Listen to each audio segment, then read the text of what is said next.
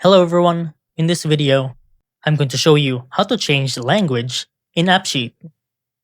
First off, you have to have your very own app in AppSheet. If you don't have one, press create right here on the top left. Go over to app, and go with any of the choices right here.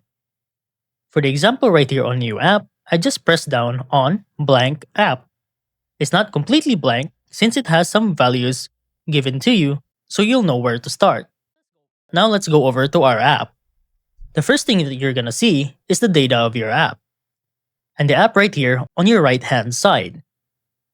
But go over to the settings here on the left, and try to look for localization.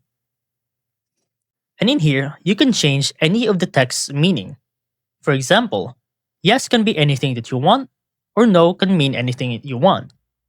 Now this video is formally for changing your language, but you can also change this to anything else. For example, yes could be agree, no could be decline. But for a different language, you have to input your very own. For example, for Japanese, you press down hi. For no, ie. For new, tsuika suru. Right here. And this is pretty much the straightforward way of changing the language in your app sheet.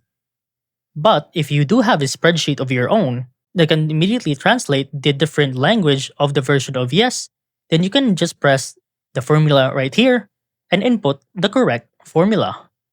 As you can see from the examples right here, if you have a Google Sheet attached to this app that you have. And that's about it about how to change language in AppSheet.